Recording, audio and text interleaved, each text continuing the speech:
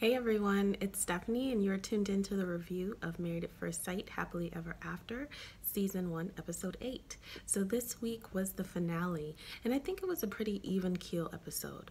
I don't think anything out of the ordinary happened. The only conflict that we really saw was Bobby and Danielle and the staging of the house. And we all know that Bobby doesn't even want to sell the house, more or less stage it and, add all these elements that are unnecessary. And Danielle wants to do that. So Danielle did exactly what she did. And at first I was like annoyed for him, but then I was like, I don't really care.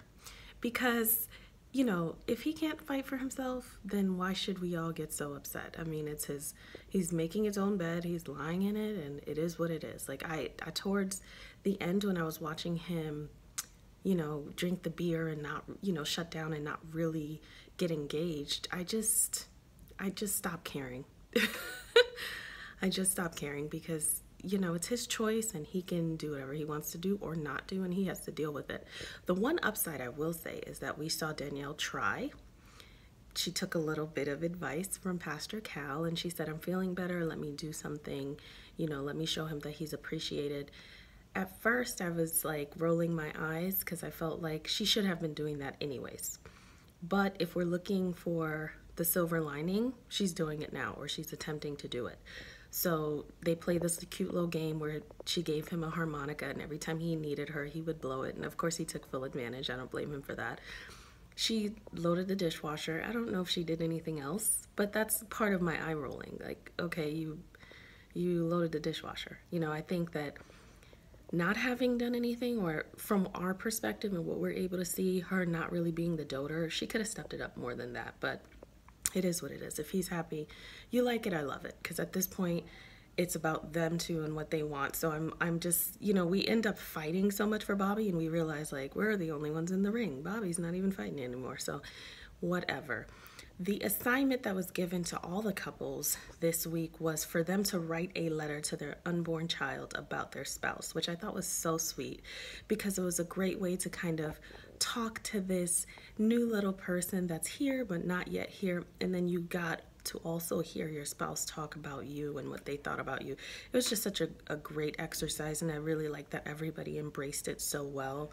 We saw Ashley and Anthony embrace it really well, and they're always like pretty even keel. They have their communication problems and they're open about it, and they just seem so authentic and happy and working on it. We saw Anthony go shopping for his daughter to kind of take the load off of Ashley, and it was sweet, and he did a really good job. He got some very cute things, and it was good to see him kind of engage in that way, because as the woman is pregnant, she's really the one who does a lot of stuff that the man just can't really be involved in, So it was good to see him kind of do something and feel a part of what was going on in that way. And their letters are very sweet to each other. Bobby and Danielle did a pretty good job. Danielle, I hear more and more throughout the last few episodes, being aware of her need to kind of open up and be more communicative in the way that she needs to express her emotions. So she's aware, she's saying it, so she's following suit. Of course, Bobby did a great job as well. And then we got to watch Shawniece and Jephte. Shawniece and Jephte, of course, did a great job with the letters. We all know that not Shawniece, but we all know that Jephte is hyper-focused on being a good dad. To be honest, I think that that's what comes natural to him, and so that's why we're always hearing the good father thing first, or we're always hearing about the baby first. That comes natural to him. Being a husband, and a good one at that, does not. So we always hear that secondary. This episode, he really focused on the fact that he wants to try. He told her he loved her, even though he struggles with saying it or just being aware of the need to say it. And, she had a breakdown towards the end about how she really feels. She's been really hurt. I don't blame her for 1 second. She's been extremely guarded. Don't blame her for that as well.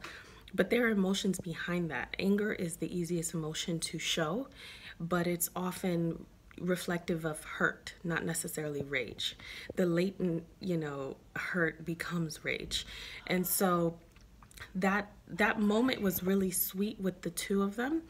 And I just hope that they have the best experience they can have, whether they stay together or not. I think their goal is to really give it the best shot they can to be intentional about what their goal is, so that if and when, whatever happens, they know that they tried, or if it happens positively on the flip side, part of the trying is why it is where it is.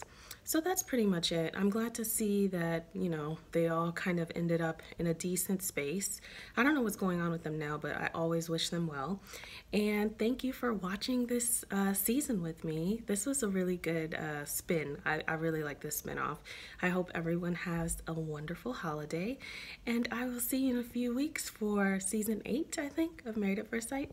Everyone, happy holiday and have a happy new year.